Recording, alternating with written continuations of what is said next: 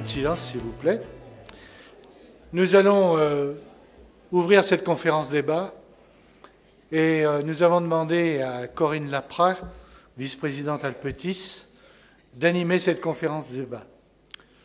Vous verrez qu'elle a des capacités et des compétences dans ce domaine-là qui sont tout aussi fines que celles des journalistes auxquels on a pu s'adresser dans les années passées. Donc je laisse à Corinne le soin d'ouvrir cette conférence débat et de nous présenter les intervenants. Merci, merci beaucoup Georges et rebonjour à ceux qui étaient déjà là ce matin. Bonjour en tout cas à ceux qui nous rejoignent, madame, monsieur. Alors je ne m'adresse pas à vous en tant que vice-présidente d'Alpetis, ça c'était la casquette que j'avais ce matin pour vous présenter la plateforme Agir Ensemble. Et en fait, cet après-midi, j'ai une casquette d'adhérente d'Alpetis tout simplement et aussi ma casquette professionnelle puisque mon métier c'est celui du marketing et de la communication. On a beaucoup parlé de communauté depuis ce matin, la communauté Alpetis. Et évidemment, elle prend beaucoup de sens ce soir avec le thème retenu pour cette conférence, que je suis très heureuse d'animer avec vous et pour vous, liens sociaux et réseaux sociaux vers une société plus collaborative. Alors, les réseaux sociaux, vous ne pouvez pas ne pas en avoir entendu parler, peut-être même que certains d'entre vous sont déjà dans des réseaux sociaux. Près de 2 milliards de personnes aujourd'hui dans le monde, 2 milliards, sont inscrites sur au moins un réseau social. 74% des internautes sont inscrits sur un réseau social, 26% de la population mondiale, 42% en France. Donc, évidemment, un phénomène qu'il est difficile d'ignorer. Un internaute sur un réseau social passe en moyenne 2 heures par jour sur un réseau, 1h30 en France. Facebook, aujourd'hui, c'est créé en 2004, aujourd'hui, c'est plus de 1,3 milliard de personnes, 500 millions de tweets envoyés chaque jour sur Twitter, 35% des utilisateurs de LinkedIn créés en 2003, aujourd'hui 277 millions de personnes, se connectent au moins une fois par jour. Et évidemment, j'ai envie de vous poser une question. Est-ce que ceux qui sont sur un réseau social parmi vous, que ce soit LinkedIn, Viadeo, Facebook, Twitter ou Instagram, est-ce que vous pouvez lever la main? Il y en a quelques-uns et j'ai entendu par endroits certainement pas. Alors évidemment, ça veut dire que des questions se posent autour de ces réseaux sociaux, on y reviendra. Alors justement, on a envie d'engager la réflexion avec vous sur liens sociaux et réseaux sociaux, et on va pour cela accueillir nos 2 invités, qui sont des experts, qui sont aussi des explorateurs, qui sont aussi des transmetteurs, et ils vont me rejoindre sur scène, et vous allez voir qu'ils vont nous donner leur vision de la façon dont Internet peut transformer, changer, aider, soutenir le lien. Donc, 2 voix différentes, 2 expressions, justement, autour d'Internet. Une expression qui nous parlera plutôt des solidarités autour du numérique, et puis la deuxième, plutôt l'économie collaborative. Alors, je vais accueillir tout de suite, il me rejoint, alors, petit changement de programme, soyez pas surpris. Nathan Stern, il est sociologue, il se définit lui-même comme créateur de liens. Nathan, vous allez pouvoir me rejoindre. Applaudissez-le. Alors, Nathan, si vous tapez Nathan Stern sur Google ou sur votre navigateur favori, vous pourrez découvrir qu'il a plus de 30 000 occurrences sur Google. Ça commence à être pas mal. Il a créé en 2003 le site Peuplade, destiné à la communication entre des habitants d'un même quartier et de voisines âge, site de rencontre, en tout bien, tout honneur, intergénérationnel.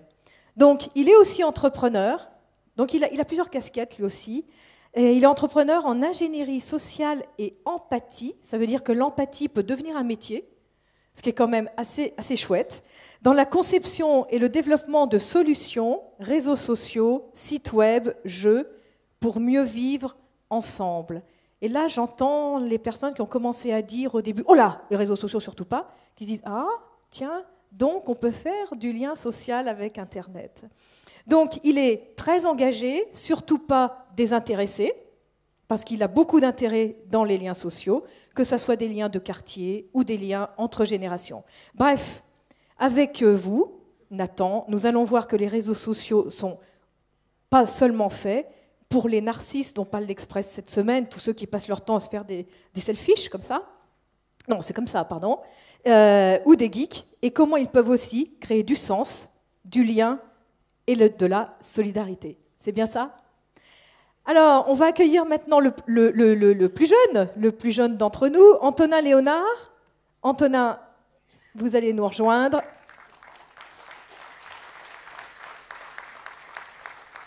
Vous voyez que c'est un jeune. Ça se voit, hein? Et Antonin, alors si vous tapez Antonin Léonard, alors là, il pète un peu le score, parce qu'il a 800 000 occurrences sur Google. Il est cité, alors moi je viens d'acheter le livre de Jacques Attali, un joli livre qui s'appelle « Pour une économie positive », il vient de sortir, et il est cité parmi les 40 personnalités influentes dans ce livre préfacé par Jacques Attali. Il est en train d'inventer une nouvelle économie, dite collaborative.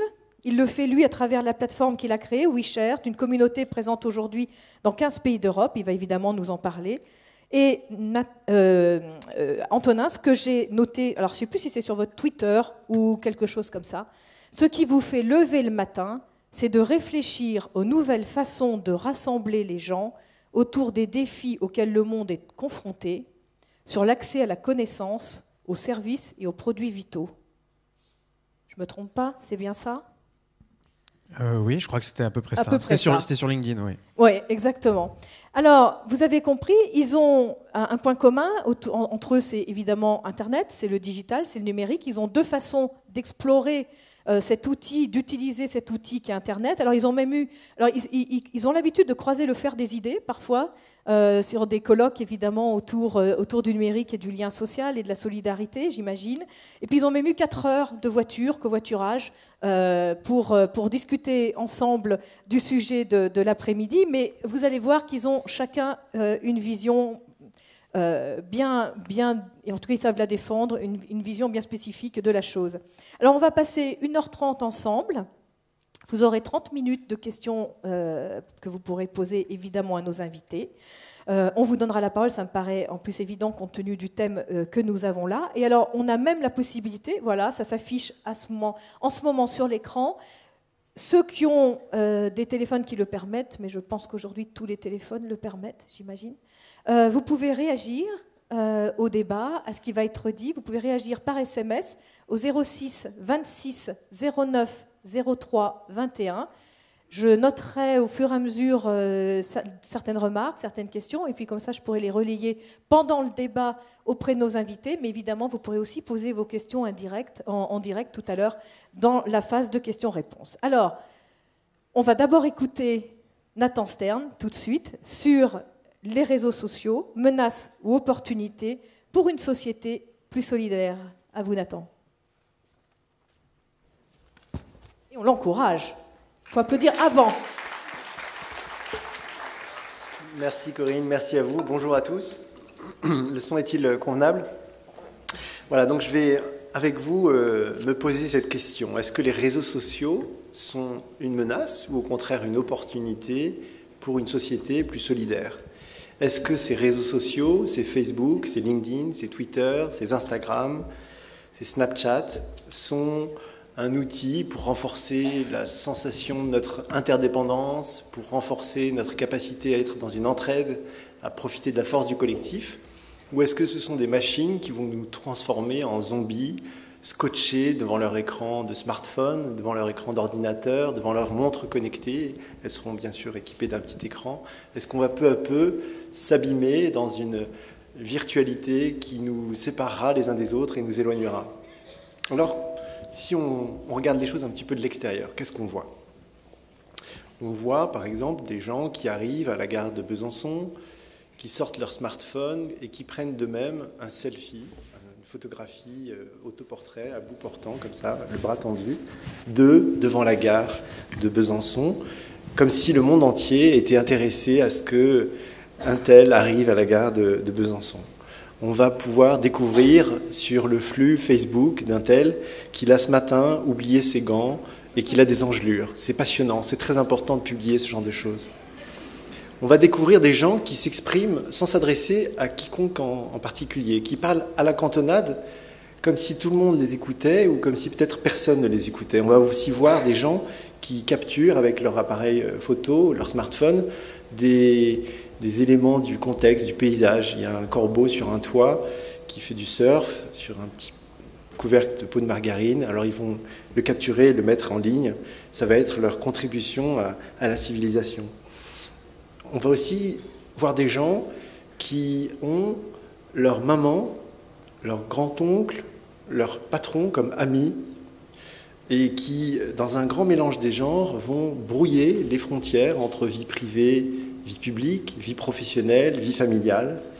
Tout ça dans une forme de ce qu'on peut appréhender comme une impudeur. On va aussi voir des gens de plus en plus soumis à ce contrôle social implacable qu'est le contrôle social exercé par la réputation digitale, la réputation en ligne. Lorsque je danse chez moi, mon fils tire les rideaux, inquiet, mon fils qui a 12 ans et qui est sur tous les réseaux sociaux qu'on peut imaginer parce que c'est irrésistible, inquiet qu'un voisin me prenne en photo en train de danser, ce qui pourrait ternir son image. Donc il vit en permanence dans la menace que quelque part, quelqu'un prenne une photo, prenne un film, capture un son. On vit dans un monde, lorsqu'on vit dans ce type d'environnement, où en permanence il y a cette menace d'une violation de notre vie privée. D'ailleurs, Eric Schmidt, le fondateur de Google, qui n'est pas un réseau social mais qui connaît bien ce monde-là, nous le dit très clairement, il dit « si vous ne voulez pas que quelque chose se sache, il vaut mieux ne pas le faire ». Voilà, donc il est très très clair, on vit dans un monde d'information parfaite tendanciellement. On peut aussi s'interroger sur la force des liens d'amitié qui unissent une personne à ses 500 amis ou à ses 1200 amis. Est-ce que quand on a 1200 amis, on a encore un seul ami, un seul vrai ami? C'est peut-être pas sûr. Est-ce que finalement, toutes ces machines qui prétendent créer du lien ne sont pas des facteurs de solitude, des facteurs de virtualisation de la vie quotidienne, puisqu'on le voit, chaque année apporte son lot d'innovation digitale et augmente le temps passé par chacun devant un écran, plutôt que devant un café, auprès d'un ami, auprès d'un collègue, etc. Finalement, est-ce que ces réseaux sociaux, sous un masque sympathique et souriant, ne favorisent pas une virtualisation de nos existences et un peu plus de solitude, de déliaison de nos liens mutuels?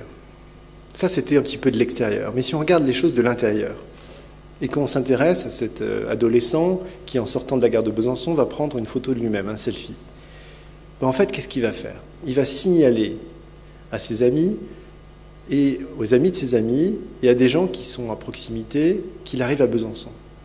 Dans la minute où il met en ligne cette photo de lui sur sa page, il va avoir potentiellement des feedbacks de gens qu'il connaît, qu'il n'a peut-être pas vu depuis longtemps et qui disent « mais moi je suis à Besançon ».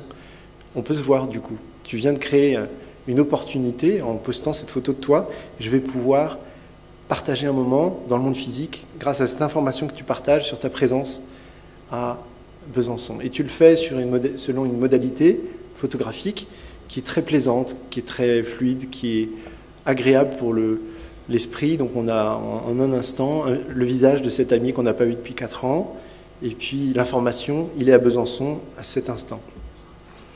On a aussi, dès lors qu'on partage une information sur les engelures qu'on peut avoir parce qu'on a oublié ses gants, des feedbacks d'amis qui disent « j'ai testé une crème géniale contre les engelures, je te la recommande ».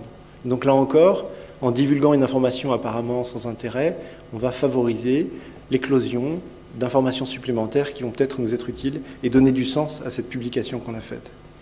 Et puis quand on se sera exprimé beaucoup, comme on l'a dit à l'instant, à la cantonade, on aura permis à des gens qui sont un petit peu au second plan, qui nous ont repérés comme quelqu'un qui peut les nourrir, les inspirer.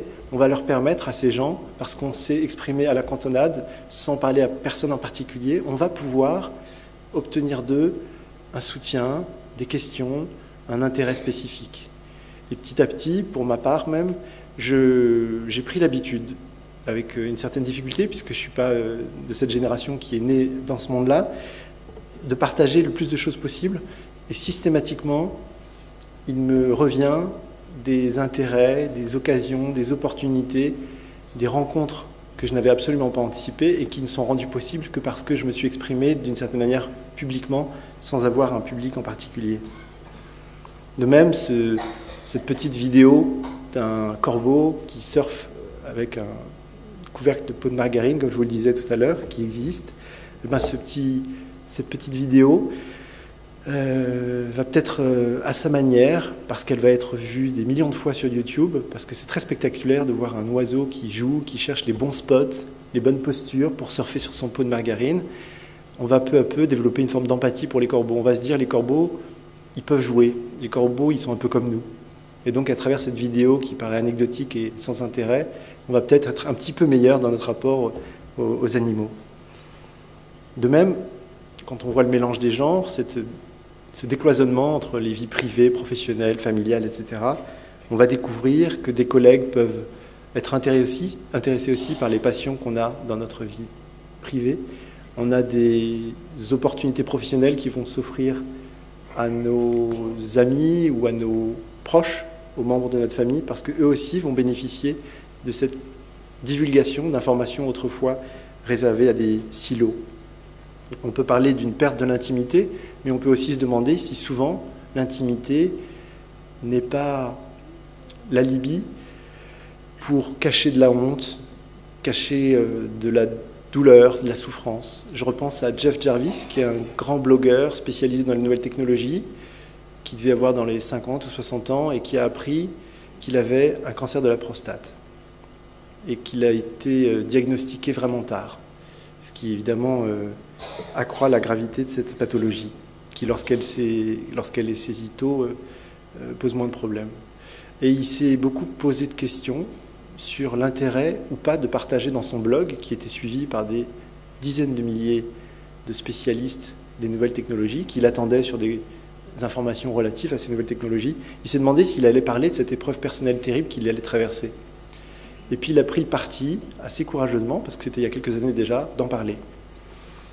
Et alors il a eu la bonne surprise de découvrir qu'en s'adressant à sa communauté professionnelle sur cette pathologie, qui est typiquement ce qui fait l'objet d'un secret, d'une intimité, d'une pudeur, il allait pouvoir bénéficier, dans les années qui allaient suivre, d'une extraordinaire solidarité de la part de gens qui l'appréhendaient uniquement comme des contacts professionnels. Une extraordinaire empathie, et non seulement ça, mais une extraordinaire dynamique de prévention.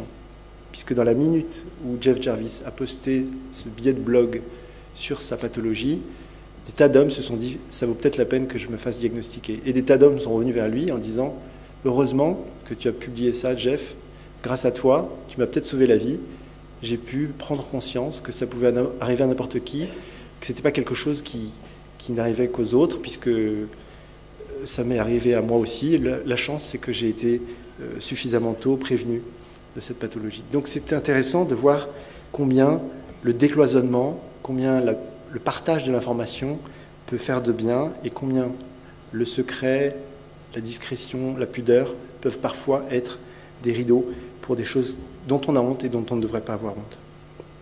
Et puis, de l'intérieur, que voit-on aussi ? On voit que grâce à ces réseaux sociaux, beaucoup de gens, grâce précisément à leur dimension virtuelle, ont une seconde chance.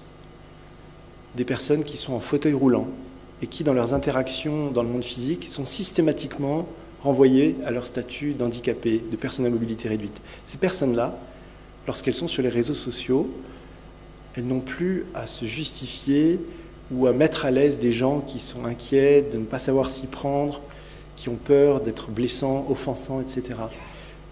Lorsqu'une personne en fauteuil est devant son écran, elle va pouvoir avoir une seconde chance par rapport à toutes ces opportunités manquées du fait de ce handicap visible. De même pour les personnes qui ont un problème de poids, que ce soit un surpoids ou une anorexie. De même pour les gens qui ne sont pas vraiment en accord avec leur âge biologique. Des gens qui ont 70 ans mais qui dans leur tête ont 20 ans et qui n'ont pas envie de jouer les papis qu'on leur demande d'être un petit peu dès lors qu'on a franchi un certain seuil en termes d'âge biologique. Des gens qui se disent « mais je serai toujours jeune, je me sens bien avec les gens de mon âge, c'est 20 ans, quel que soit mon âge biologique ». Donc, quelque part, cet écran peut être quelque part peut protéger de tout un tas d'inférences, d'assignations qui sont extrêmement violentes. On nous dit tu es de couleur, tu es de telle couleur, tu as telle couleur de peau, alors forcément tu as une origine étrangère, et c'est peut-être pas le cas. Tu n'es pas nécessairement français. Moi j'ai une amie qui est née en France, qui est d'origine asiatique. 100% des gens qui la rencontrent lui demandent « tu viens d'où ?» C'est pas marrant pour elle, elle est née à Paris, elle aimerait bien qu'on lui parle d'autre chose que de son type ethnique. Et ben, quand elle est sur Internet, on ne lui demande pas « tu viens d'où ?» On lui demande « qu'est-ce qui t'intéresse, qu'est-ce que tu fais, qu'est-ce que tu penses de ceci ou cela ?» Alors prenons un pas de recul et demandons-nous qu'est-ce que c'est un réseau social. D'abord, un réseau social, c'est un reflet assez fidèle au fond de ce que nous sommes. Nous sommes des créatures très narcissiques, très autocentrées, très intéressées par notre image, par notre réputation, par nos réalisations. C'est aussi un miroir des relations réelles et ou pertinentes qu'on a dans le monde réel. Facebook, c'est le décalque de nos relations d'amitié. LinkedIn, c'est le décalque de nos relations professionnelles. Même les relations faibles sont incluses dans ce réseau social professionnel qu'est LinkedIn, mais néanmoins, c'est un reflet d'une réalité, la réalité de notre vie professionnelle. C'est aussi un réseau social, un facilitateur de liens nouveaux et un facilitateur d'expression. On n'a pas de consommateurs dans les réseaux sociaux, on n'a que des contributeurs, des gens qui postent, qui likent, qui partagent, qui créent des contenus, qui éditent des contenus, qui retweetent ou partagent des contenus qui ont déjà été édités par d'autres. Et puis, c'est un monde, ce que porte le réseau social, un monde un petit peu différent. Un monde où il y a plus d'horizontalité, où il y a moins de masques, et où, quelque part, une nouvelle culture s'affirme, une culture qui est un peu en rupture avec la culture traditionnelle, et notamment la culture traditionnelle dans le monde de la solidarité. Dans le monde d'Internet, on s'intéresse surtout aux résultats, aux impacts, et beaucoup moins aux intentions ou au statut juridique. On est plus dans le lien et moins dans des relations asymétriques avec des masques, des statuts, des rôles, et beaucoup plus une notion de coopération, de collaboration. Antoine en parlera beaucoup mieux que moi. C'est aussi un monde, le monde des réseaux sociaux, où l'informel, le partage, l'ouverture sont des données de base, de référence. Alors sur cette base-là, qu'est-ce qu'on peut faire avec les réseaux sociaux ? Ce qu'on peut faire, c'est d'abord faire une transposition dans le champ numérique, dans le champ digital, de ce qui existe dans le monde physique. On a des pétitions dans le monde physique, on va pouvoir inventer des pétitions en ligne qui vont être beaucoup plus faciles à éditer, beaucoup plus faciles à signer, et qui vont pouvoir recueillir des centaines de milliers et parfois des dizaines de millions de signatures en quelques semaines pour un coût extrêmement modeste. On a des dons et des collectes dans le monde physique, on aura aussi des dons et des collectes dans le monde virtuel, et là encore, les choses vont être beaucoup plus fluides et beaucoup plus faciles. Les barrières à l'entrée sont beaucoup moins importantes, et n'importe quelle petite association de quartier va pouvoir mettre en route une campagne de collecte pour un coût nul ou dérisoire. De même, le bénévolat qui existe dans le monde physique, on va pouvoir le transposer en ligne. Mais au-delà de ces transpositions dans le monde physique, ce qui s'invente aussi grâce aux réseaux sociaux et grâce à Internet, c'est des nouvelles formes de solidarité, des nouvelles formes d'engagement. Sur Voisinage, une plateforme que j'ai créée pour le compte des Petits Frères des Pauvres, dont j'étais un bénévole il y a une quinzaine d'années de cela, j'ai pu mettre en pratique des principes de réciprocité, d'affinité et de réciprocité entre les personnes aidées et les personnes qui aident. Et puis, grâce à ces relations inspirées de la culture des réseaux sociaux, ce qu'on a vu, c'est bien au-delà des visites de courtoisie qu'on a constatées, qu'on observe chez les Petits Frères des Pauvres, des dîners, des amitiés, des invitations à partir en vacances, des personnes âgées qui tombent le masque, qui sont beaucoup moins dans le rôle de la personne âgée et qui restent beaucoup plus elles-mêmes. Des personnes accompagnées qui disent « mais moi, je me sens prête aujourd'hui pour accompagner moi-même une autre personne âgée. Et j'ai beau avoir 82 ans, je peux quand même rendre une visite à ma voisine qui en a 76. » Évidemment, ça change plein de choses. On est beaucoup moins dans une notion d'appartenance, de maison, et beaucoup plus dans une notion que l'association joue le rôle d'interface entre des publics qui ont des besoins et des publics qui ont des envies. De même, lorsque un acteur comme Alptis se lance dans les réseaux sociaux, avec beaucoup de talent à mon sens, à travers par exemple Agir Ensemble, on voit bien que des formes inédites de mobilisation et d'engagement vont pouvoir émerger à travers d'une part une révélation que des acteurs de la prévoyance et de la prévention sont nativement des réseaux sociaux, mobilisent et mutualisent des ressources pour favoriser une meilleure qualité de vie et une meilleure sécurité. Donc l'horizon des innovations qu'on peut porter dans le monde des réseaux sociaux solidaires est infiniment vaste. Alors en conclusion, qu'est-ce qu'on peut dire? Que les outils que sont les réseaux sociaux sont complètement neutres. On peut en faire le pire et le meilleur. Mais que ces réseaux sociaux peuvent représenter une opportunité si les éditeurs de ces réseaux sociaux ne sont pas seulement des étudiants californiens, mais qu'ils sont, par exemple, des acteurs de la solidarité. Si ce ne sont pas systématiquement des acteurs américains qui vont imprégner de leur culture les propositions de liens qu'ils nous font en ne séparant pas les amis et les parents, par exemple, si ces éditeurs viennent avec leur culture française, par exemple, ils se disent on va faire un réseau social, mais un réseau social à la française. On va essayer de préserver ce qui nous est cher, ce qui a à nos yeux du relief et du sens. Si les acteurs de la solidarité se saisissent des réseaux sociaux, alors ces réseaux sociaux peuvent être vraiment, à coup sûr, une opportunité. Alors bien sûr, ce ne sera pas exactement la même solidarité. Ce sera une solidarité moins caritative, une solidarité laïcisée, une solidarité désenclavée qui sera beaucoup plus inscrite dans le quotidien des gens. Ce ne sera pas l'héroïsme du dimanche, ce ne sera pas quelque chose d'exceptionnel, ce sera banal, ce sera quotidien, ce sera vrai, et une partie de l'engagement sera attribuable à un intérêt personnel, à une envie de rencontre, à une envie de sens, et pas seulement à une envie de s'inscrire dans une association qui a pignon sur rue, qui a une belle marque, etc.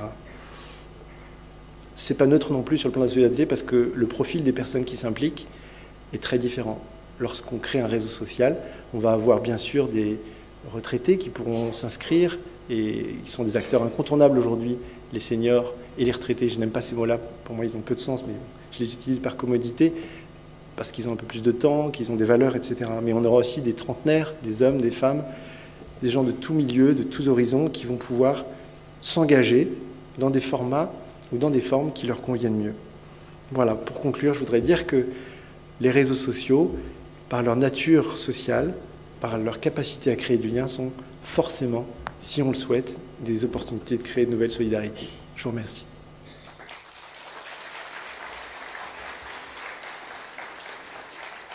Merci beaucoup Nathan Stern. Alors on a vu passer quelques SMS. Alors juste sur la fondue pour faire du lien, c'est vrai que c'est un bon moyen de faire du lien, la fondue.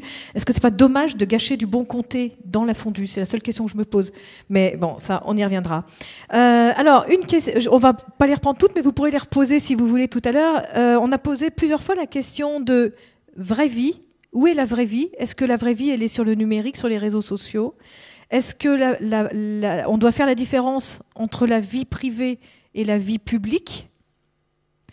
Et est-ce que dans ces réseaux sociaux, vie privée, vie publique, vie sur réseau social, qui n'est pas forcément non plus la même que je peux avoir dans mon autre vie publique, dans le monde réel, si on peut dire, hein, et est-ce qu'on peut espérer de la sincérité et autant d'empathie que vous nous le promettez, Nathan? Merci Antonin. Merci Corinne pour ces questions et merci à vous de nous les avoir adressées. La vraie vie, il me semble, plus près. La vraie vie, c'est la vie dans laquelle on s'exprime avec authenticité et dans laquelle ce qu'on va vivre a une certaine fraîcheur. La vraie vie, c'est pas la 67e réédition du déjeuner dominical dans lequel on est éteint, déjeuner dominical qu'on subit. Alors peut-être qu'on est dans la vraie vie, on mange un vrai poulet, mais en fait, on n'est pas là. Et on s'ennuie et on est ailleurs. Ben, c'est peut-être pas ça la vraie vie. Le vrai critère de la vraie vie, pour moi, c'est le fait d'être engagé dans un lien, dans une relation, dans une sincérité. Et ça, c'est pas plus sur Internet que dans le monde physique. Le monde physique est souvent extrêmement piégeux et plein de limites, plein de signes sociaux qui nous enferment, qui nous enclavent, qui nous isolent. Est-ce que ça veut dire que on a vu certains disant oui, mais sur les réseaux sociaux, les gens utilisent des masques, ils s'inventent une vie, ils s'inventent un personnage qu'ils ne sont pas, et finalement, on n'aboutit pas à une vraie relation? Alors, bien sûr, il y a énormément de narcissisme dans ces réseaux sociaux où chacun a sa page, chacun nourrit une marque propre, une image de soi, et va tout faire pour renforcer sa notoriété et sa visibilité. Mais d'une part, ce narcissisme, il faut à un moment donné l'assumer. Nous sommes ainsi. Le budget que nous donnons à nos animaux domestiques est nettement supérieur au budget que nous donnons aux personnes qui souffrent de la pauvreté dans le monde. Ça, c'est un fait. Et ce n'est pas Internet qui est responsable de ce que les animaux domestiques ont beaucoup plus de ressources de notre part que l'Afrique subsaharienne qui souffre de la faim. Ça, c'est nous. Et on n'a pas attendu Internet pour être ainsi. Donc, il faut déjà prendre acte que nous avons, à travers les réseaux sociaux, un reflet de ce que nous sommes. Ça nous gêne peut-être d'avoir ce reflet de ce que nous sommes, mais c'est ainsi. Ensuite, ce qu'il faut bien voir, c'est que les liens qu'on va tisser grâce à cette exposition de soi ont une valeur extraordinaire. Et on n'a jamais eu, dans l'histoire de l'humanité, autant de gens qui se lancent sur le plan journalistique, sur le plan musical, sur le plan de leur expression. Donc on a une immense génération de micro-entrepreneurs. On commence par un post sur Facebook, par un tweet sur Twitter. Et petit à petit, l'étape d'après, c'est prendre en main sa vie, être entrepreneur de sa vie, et non plus subir des modèles auxquels on va se conformer, mais inventer sa propre voie. Et si ça, c'est pas la vraie vie, d'inventer sa propre voie, je ne sais pas ce qu'est la vraie vie. Aujourd'hui, ce dont on souffre, et notamment en France, c'est d'un manque de confiance en nous, collectivement et individuellement. On sait bien qu'on a beaucoup de talent, qu'on a beaucoup de capacités, on est un peu comme la belle endormie, et grâce à ces réseaux sociaux, on a toute une génération, dont Antonin fait partie, qui émerge. Et moi, j'ai vu la trajectoire absolument extraordinaire d'un garçon qui, sans les réseaux sociaux, serait condamné à pointer dans une entreprise. Être auditeur. À être auditeur. Sortant d'une grande école, voilà. C'était ça, hein. C'était le conseil. Voilà, bon, il y a des gens qui aiment la comptabilité, l'audit et qui s'épanouissent dans ces métiers-là, mais c'était sans doute pas le destin d'Antonin de s'épanouir dans ces métiers-là. Et grâce à ce nouveau monde qui s'ouvre avec les réseaux sociaux et tout ce qui va avec, ben on a la possibilité pour des gens extrêmement talentueux de faire en très très peu de temps ce qu'ils auraient mis 20, 30, 40 ans à faire s'ils n'avaient pas eu ces nouveaux canaux, ces nouveaux tremplins pour promouvoir une autre vision de l'économie, une autre vision de la société. Alors je vois deux questions, j'aimerais bien que vous répondiez déjà. La première, est-ce qu'une pétition sur Internet, ça a de la valeur ou en tout cas du pouvoir, sinon de la valeur? Lorsqu'Intermarché, qui possède une flotte subventionnée par l'Union européenne de chalutiers qui permettent la pêche en eau profonde, récupère plus de 1 million, je crois, de signatures en quelques semaines, ils ne peuvent pas rester complètement insensibles. Et donc, dans les semaines qui ont suivi cette pétition, ils ont dit « Ok, on arrête la pêche à moins de 800 mètres. C'est vrai qu'elle fait des dégâts sur les fonds marins. On ne peut pas insulter nos clients en ne prenant absolument pas en compte que parmi ces pétitionnaires, il y a certains de nos clients, donc on va arrêter ce type de pêche. Et comment on peut s'assurer que derrière ces signatures, ces pétitionnaires, il y a des vrais gens?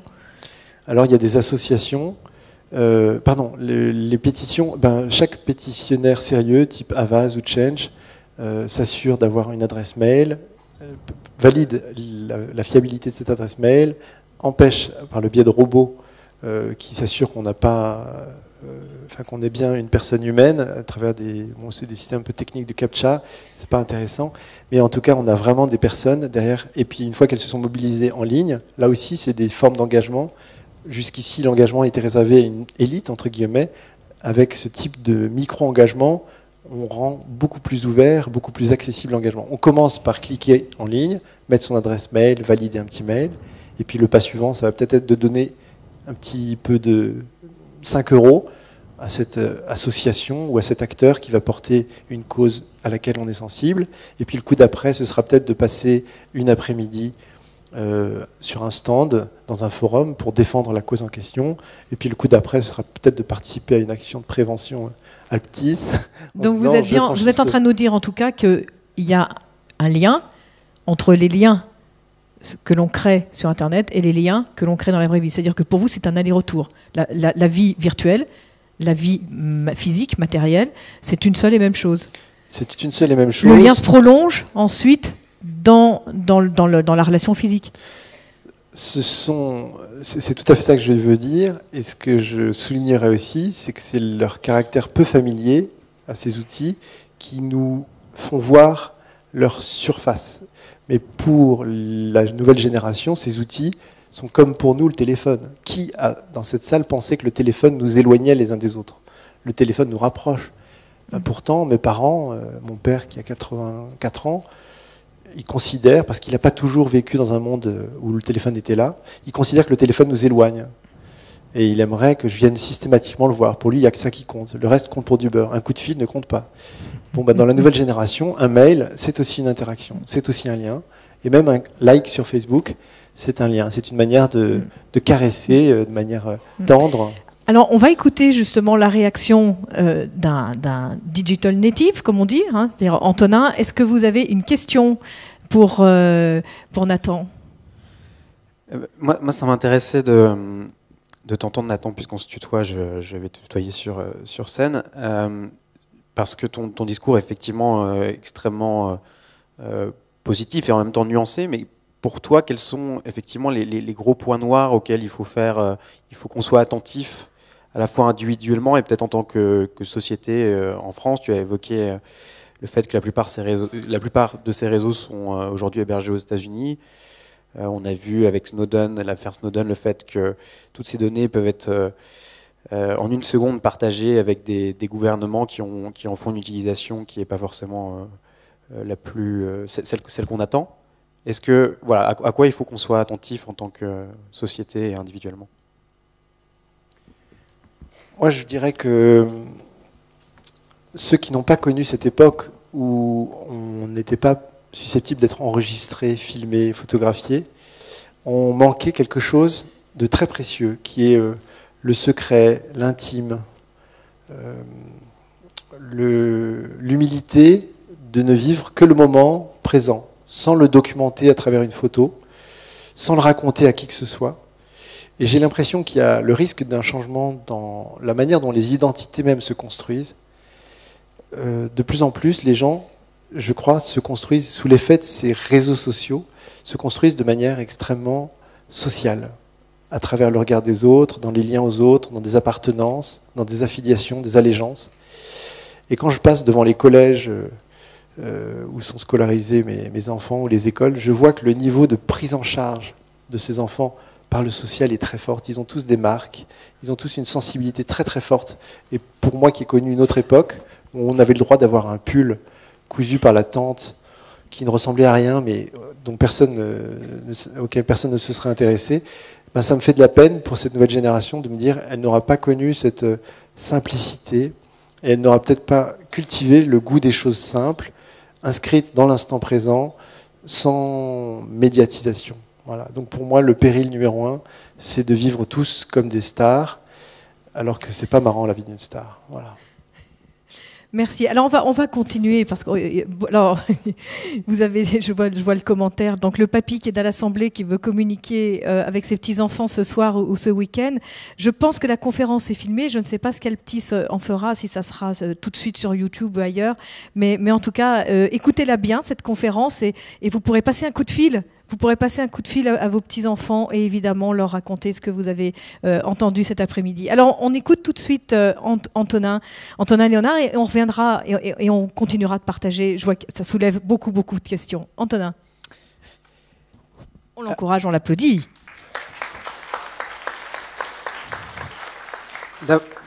D'abord, merci pour l'invitation. Je suis ravi de partager avec vous quelques expériences qui sont les miennes et quelques compréhensions de ce qui se joue aujourd'hui à la fois sur les réseaux sociaux et plus largement dans l'économie collaborative. Alors je voulais rebondir tout de suite sur justement le lien entre les grands-parents peut-être et les petits-enfants. Moi il y a 1 an j'ai créé un groupe, donc c'est un groupe fermé sur Facebook dans lequel est présente quasiment toute ma famille, donc notamment ma grand-mère, qui aujourd'hui a beaucoup plus de facilité sur Facebook que ma mère, par exemple. Et le moyen principal avec lequel j'échange avec elle, c'est justement sur Facebook. Et très régulièrement, elle commente mes photos. Et je suis ravi de cet échange avec elle au quotidien. Alors, Moi, mon expérience des réseaux sociaux, ça a d'abord été beaucoup de suspicion et de doute par rapport à l'émergence de Facebook. Je me souviens très bien. Donc, je suis originaire d'une ville qui n'est pas si éloignée de Besançon. Je suis originaire de Nancy et j'ai fait une école de commerce à Lyon, dans laquelle j'ai commencé à étudier en 2006. Et en fait, en 2006, a émergé Facebook. Donc d'abord, alors vous connaissez peut-être l'histoire, ça a commencé à Harvard parce que Mark Zuckerberg, le fondateur, est originaire a commencé ses études qu'il n'a pas terminées à Harvard. Et donc, en fait, ça s'est propagé comme une traînée de poudre dans toutes les grandes universités et les grandes écoles d'ingénieurs et écoles de commerce. Et en 2006, c'est arrivé à EM Lyon et je voyais tout le monde qui s'inscrivait sur Facebook. Et moi, je me suis dit, non, ça, c'est pas pour moi. Je comprends que ce soit à la mode, mais je vois pas quel intérêt il peut y avoir à partager des informations qui concernent notre vie privée avec des gens qu'on connaît la plupart du temps, mais parfois qu'on ne connaît pas vraiment, parce que je voyais que tout le monde s'ajoutait comme amis dans l'école. Or, moi, je n'avais pas l'impression d'avoir tant d'amis que ça pour l'instant dans l'école. Et donc ça c'est ce vrai doute qui était le mien par rapport à Facebook. Il a duré 2 ans. Et je me suis inscrit qu'en 2008, parce qu'en 2008, j'étais en Argentine lors d'un voyage universitaire. Et à ce moment-là, en fait, le moyen le plus simple que j'avais de maintenir le contact avec toutes ces personnes que je rencontrais lors de mes voyages et de mes parcours à l'étranger, c'était justement d'utiliser ce réseau social. Et donc j'ai fini par m'inscrire en 2008. Et l'année suivante, j'ai fait un échange universitaire à Rio, au Brésil.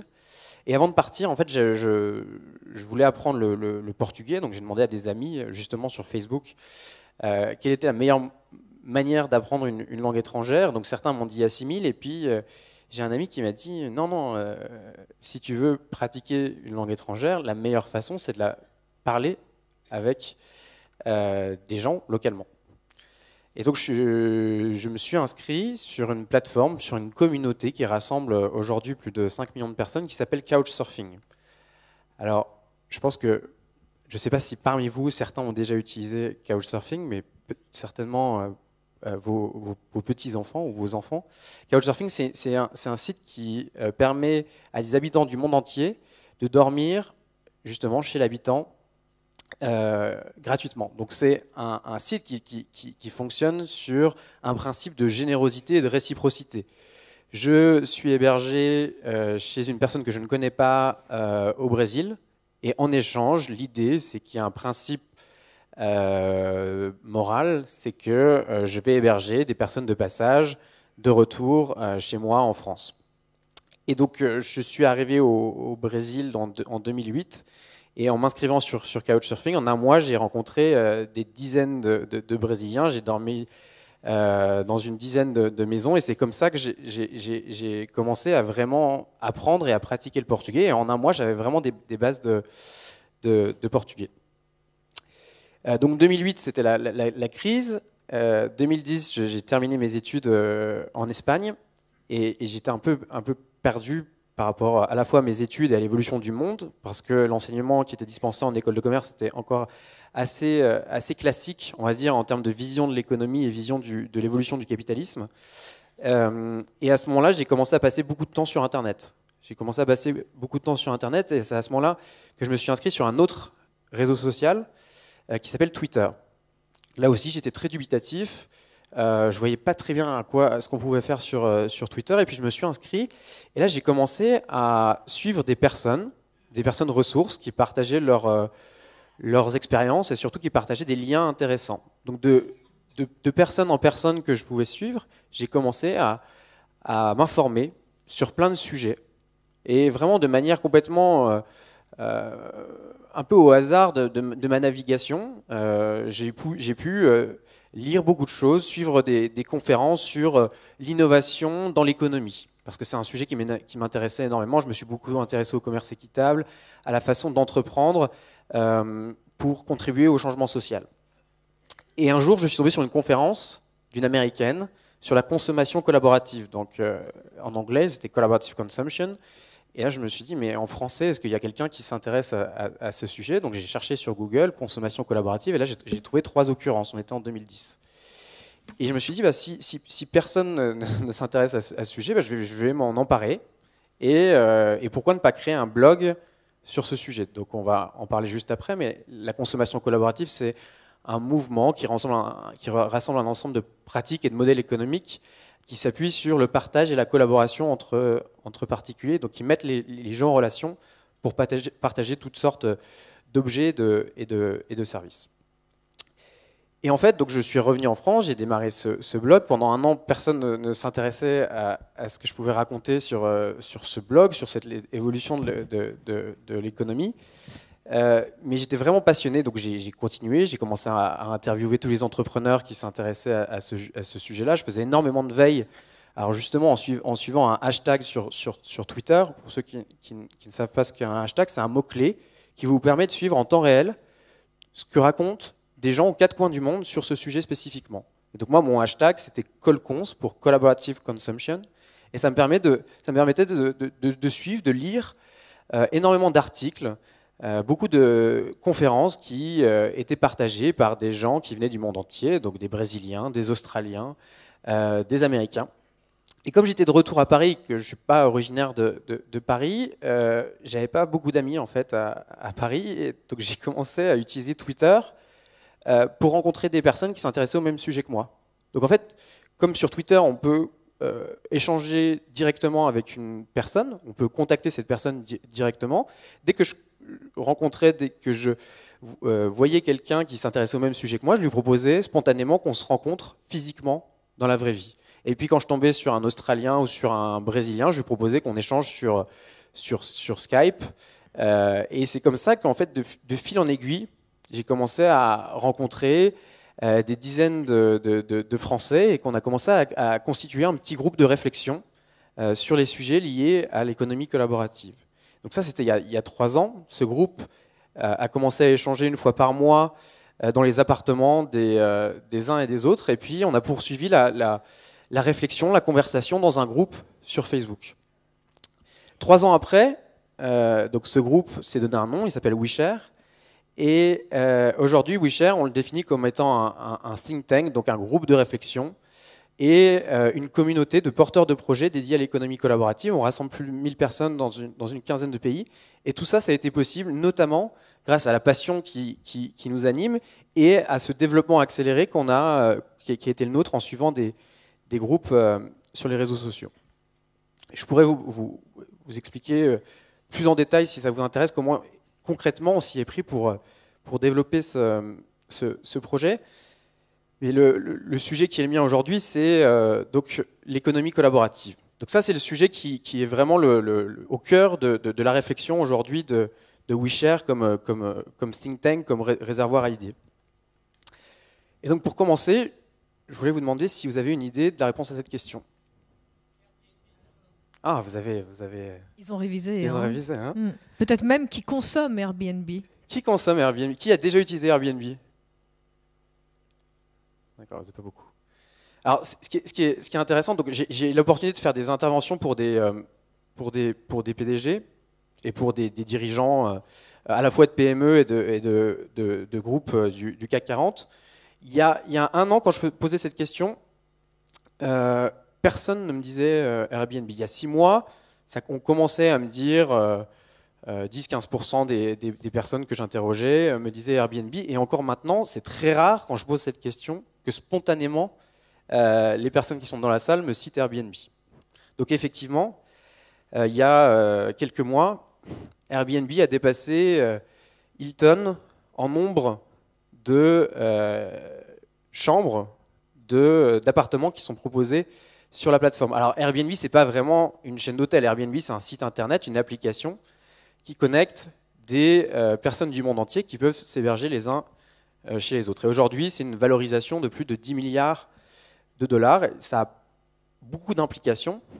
Ça pose évidemment des questions juridiques et fiscales et on pourra les aborder par la suite si cela vous intéresse. Mais voilà, ça vous montre aujourd'hui la croissance à Paris. Plus c'est blanc, plus il y a de personnes qui partagent aujourd'hui leur appartement à Paris. On aurait peut-être pu tous dormir à Besançon dans des Airbnb, si ça se trouve. Ah oui, j'ai regardé, il y a 20 appartements, enfin 20 chambres à Besançon. C'est peut-être pas assez alors. Oui, il faudrait regarder sur les parce qu'il y a d'autres sites, il y a des sites français aussi qui sont plus focalisés, si vous voulez, sur l'offre en France. Alors, Wikipédia, c'est différent d'Airbnb, mais selon nous, au sein de WeShare, on dresse vraiment un parallèle entre ces pratiques, parce que là aussi, le grand principe, c'est l'horizontalisation, c'est la collaboration entre des milliers de personnes aux quatre coins du monde. Est-ce que vous avez une idée de la réponse à cette question?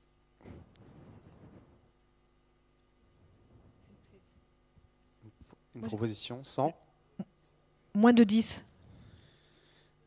Donc c'est parce que alors déjà 1 milliard de pages vues, pour ceux qui s'interrogeraient sur ce que ça représente. Aujourd'hui, Wikipédia, c'est le 7e site le plus visité au monde, et c'est la principale encyclopédie et la principale ressource pour une quantité infinie de connaissances sur des sujets aussi vastes. Et à un moment donné, il a fallu recruter un développeur pour qu'il puisse justement animer toute la communauté de développeurs qui développaient le site de Wikipédia gratuitement, bénévolement. Aujourd'hui, il y a un peu plus de 150 personnes qui travaillent pour la fondation Wikipédia, principalement pour lever de l'argent pour payer les serveurs. Parce que comme le site a pris un développement extrêmement accéléré, aujourd'hui, il faut justement héberger toutes les données qui sont sur Airbnb. Qui dans la salle utilise Le Bon Coin assez régulièrement? D'accord, 50% environ. Alors, j'utilise souvent cette anecdote, mais donc Le Bon Coin, c'est le 2e site le plus visité en France après Facebook. Facebook, c'est 5 heures en moyenne par personne, par mois. Le Bon Coin, et évidemment, il y a un écart type qui est extrêmement important parce que certaines personnes passent 4 heures par jour et beaucoup de personnes ne sont pas connectées sur Facebook. Le Bon Coin, l'écart type est, je pense, beaucoup moins important parce que quasiment tous les Français ont déjà utilisé le Bon Coin et tout le monde ne passe pas 2 heures par jour sur Le Bon Coin, mais ça existe. Mon père, par exemple, il n'est pas connecté sur Facebook, par contre, il est tous les jours sur Le Bon Coin. C'est devenu son passe-temps favori, il se connecte sur le Bon Coin et il regarde ce qui se passe à proximité. Et c'est devenu une de ses... voilà, quand il a un peu de temps au travail, il va sur Le Bon Coin pour chiner comme on irait chiner dans une brocante. Finalement. Mais est-ce que c'est du collaboratif, ça? Alors, voilà, bonne question. Le Bon Coin, si vous voulez, c'est un peu le site historique de la consommation collaborative. La grande différence entre Le Bon Coin et des plateformes comme Airbnb, comme Blablacar, qui est devenu la référence en France sur le covoiturage, c'est que sur le Bon Coin, il n'y a pas de réputation. Il y a des petites annonces, on n'est pas obligé de se connecter avec sa vraie identité. Donc il n'est pas rare, si vous avez dû en faire l'expérience, de devoir passer 10 coups de fil pour pouvoir passer une transaction avec quelqu'un. Sur des sites comme Airbnb, comme les sites de covoiturage ou les sites de location de voitures entre particuliers, on se connecte avec sa vraie identité et les sites peuvent vérifier que vous êtes bien la personne que vous dites être sur ces plateformes. Il y a une assurance, il y a une transaction en ligne. Sur Le Bon Coin, la transaction se fait de main à la main. Ce qui fait que l'expérience est beaucoup plus fluide sur ces plateformes qu'elles ne peuvent l'être sur Le Bon Coin. Et d'ailleurs, ce slide, je vous le dis en français, comment on dit ce slide? Une diapositive. En français, parce qu'on m'a dit fais attention avec les anglicismes, donc je fais très attention. Donc vous voyez toutes les catégories du Bon Coin. Aujourd'hui, elles ont été justement monopolisées par des startups, des entreprises qui ont observé que l'expérience sur Le Bon Coin n'était pas toujours la plus fluide, la plus pratique, la plus agréable. Et donc ils se sont emparés de ces catégories pour lancer un nouveau site, une nouvelle expérience qui permet à des personnes de se louer toutes sortes d'objets, de s'échanger toutes sortes de services, et de financer en mode collaboratif. Donc ça, c'est le financement participatif, on va en parler.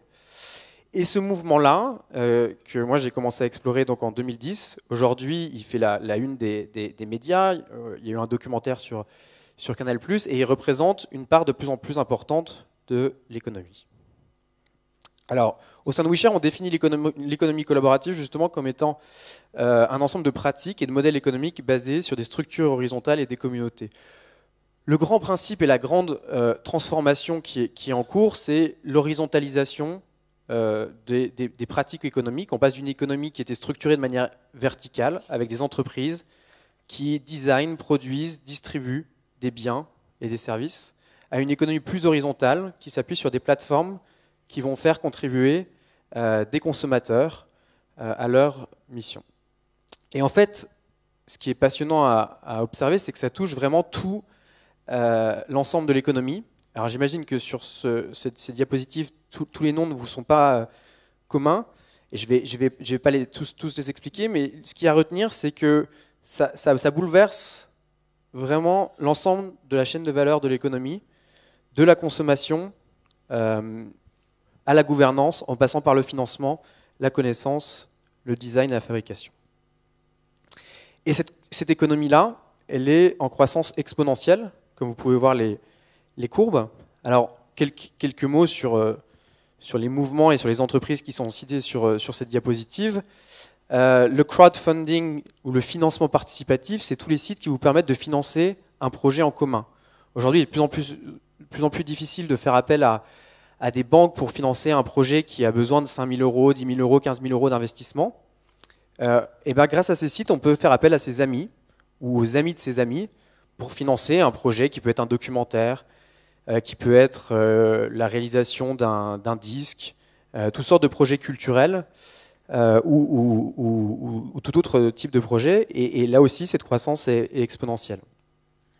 Le coworking, c'est la possibilité pour des travailleurs freelance, pour des travailleurs indépendants, qui souvent se retrouvent seuls chez eux pour travailler, de se regrouper en communauté et de travailler dans un espace ensemble. Donc en fait, ils travaillent seuls, mais à plusieurs en communauté. Donc en fait, pour faire le lien avec les réseaux sociaux, la première ère de l'Internet, le premier mouvement, c'était des commerçants qui créent leur site Internet pour justement vendre de manière plus directe à un ensemble de consommateurs. La deuxième phase, l'ère des réseaux sociaux ou du web collaboratif ou du web 2.0, on peut s'échanger de l'immatériel, des idées, des vidéos, de la musique. Donc ça, c'est l'ère des réseaux sociaux. Et justement, la troisième ère, c'est qu'on passe à des échanges beaucoup plus directs entre particuliers, non plus seulement pour s'échanger de l'immatériel, mais là aussi pour s'échanger des biens physiques, et c'est l'ère de l'économie collaborative. Et ce qui explique cette transition, c'est évidemment de nouvelles possibilités technologiques, mais c'est aussi un rapport différent à la propriété. Donc Jeremy Rifkin, qui a écrit un livre dont vous avez peut-être entendu parler récemment, justement sur l'avènement d'une société à coût marginal zéro, il écrivait dès 2000 et il prophétisait sur l'avènement d'une société où l'accès serait plus important que la propriété. Et c'est effectivement ce qui est en train de se jouer aujourd'hui. Et la voiture, c'est le symbole de cette évolution. J'ai pris l'exemple des Allemands parce que j'ai cette statistique qui me vient d'une étude qui a été publiée en Allemagne, mais je suis assez persuadé que la statistique pour les Français, elle est très proche de celle qui nous vient d'Allemagne. Et effectivement, pour les jeunes générations, alors c'est vrai que c'est plus vrai pour les urbains connectés, le rapport à la voiture a énormément évolué, et les smartphones, les réseaux sociaux ont contribué énormément à cette évolution. Aujourd'hui, si vous avez l'application Airbnb, l'application Couchsurfing, l'application Blablacar sur votre smartphone, en fait, vous n'avez plus besoin de voiture parce que vous pouvez, en un instant, partir d'un point A à un point B et être hébergé dans la ville où vous allez vous rendre. Donc, pour conclure sur cette évolution, en fait, il y a un lien qui est assez direct entre les réseaux sociaux et l'avènement de cette économie collaborative, parce que c'est des possibilités pour un ensemble de citoyens, de consommateurs, de s'auto-organiser pour justement développer une économie qui permet des échanges beaucoup plus directs, beaucoup plus horizontaux entre particuliers.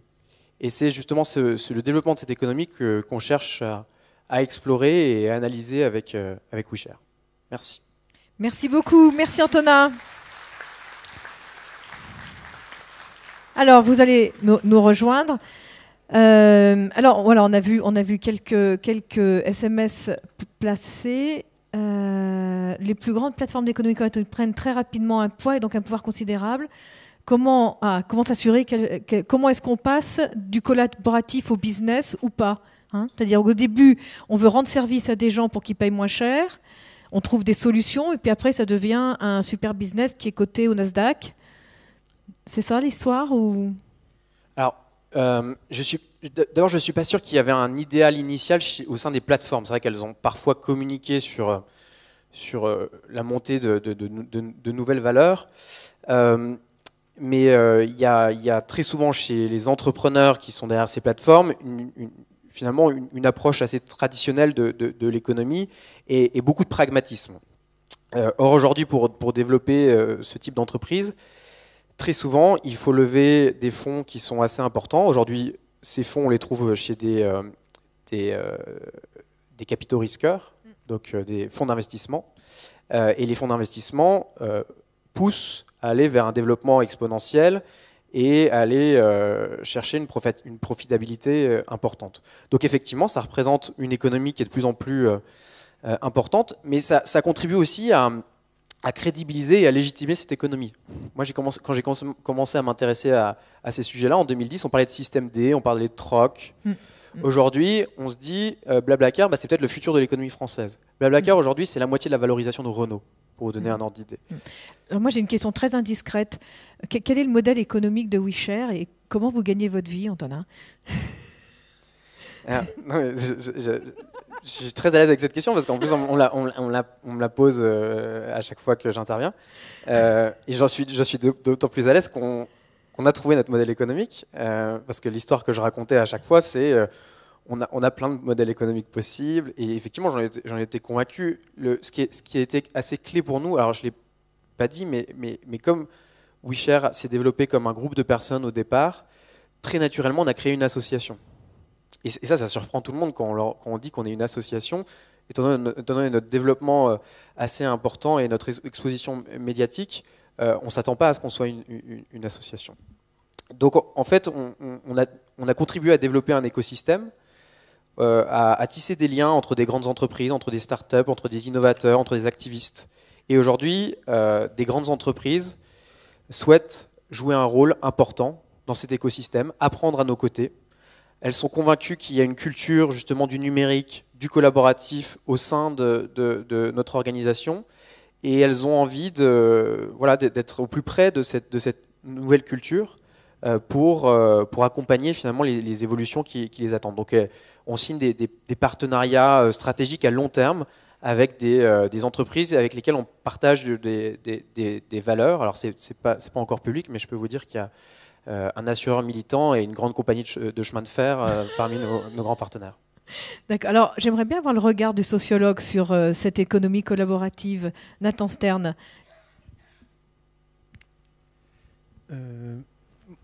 Personnellement, je perçois cette économie collaborative comme un cheval de Troie. Le cheval de Troie d'une culture dans laquelle l'autre n'est pas une menace, mais une ressource. Alors, dans cette dimension de ressources, il peut m'apporter quelque chose, et du coup, un lien mutuellement fructueux va pouvoir être tissé. Mais dans la notion de ressources, il y a aussi la notion d'usage de l'autre. Et c'est pour ça que moi, cette consommation collaborative, je la vois comme et cette économie collaborative en général, je la vois comme une très bonne nouvelle, avec une inquiétude sur la nature du lien qu'on va tisser. C'est pas parce que mon voisin me loue sa tondeuse que tout va être fait pour qu'on se respecte mutuellement, qu'on aille au-delà de l'échange marchand et qu'on cultive cette chose inestimable qu'est la gratuité dans la relation.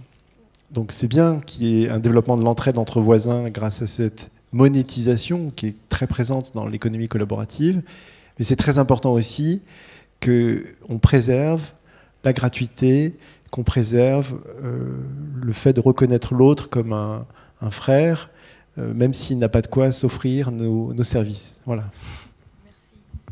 Merci beaucoup. Alors, on va vous écouter maintenant parce que vous avez beaucoup réagi. On voit la fiscalité, la légalité. Bah, clairement, on est un peu dans un no man's land pour l'instant avec Airbnb sur la fiscalité, tout ça. Oui. Il n'y a pas de TVA, il n'y a pas de charge, il n'y a pas de déclaration. Deux choses là-dessus. Déjà, il y a la régulation est en train de se mettre en place. À San Francisco, il y a une loi qui vient de voter très récemment. Et d'ailleurs, San Francisco, c'est intéressant parce que c'est là où Airbnb a démarré. À Paris, il y a aussi eu une réglementation assez visionnaire qui a été mise en place. Et deuxième point, en fait, aujourd'hui, l'accent est mis énormément sur la régulation et on peut le comprendre et c'est légitime. Moi, je suis assez convaincu qu'en fait, on vit un moment de transition entre une économie collaborative qui est aujourd'hui extrêmement centralisée. Parce que Airbnb, en fait, aujourd'hui est possédé par ses fondateurs et des fonds d'investissement, alors que c'est une entreprise fondamentalement différente, qui s'appuie sur une communauté. Et donc, il y a une vraie réflexion aujourd'hui qui est en cours dans l'économie collaborative pour que, justement, le partage de la valeur bénéficie encore davantage aux communautés. Et ça, c'est le futur de l'économie collaborative. Merci. Alors, on vous écoute. Les micros sont quelque part dans la salle. Est-ce qu'on peut voir les... Oui, voilà. Les micros sont dans les allées. Et on ne peut pas imaginer que vous n'ayez pas de questions. Soit vous êtes déjà utilisateur de réseau, vous voulez faire mieux. Soit vous pensez à votre rôle en tant qu'adhérent ou en tant que comité local.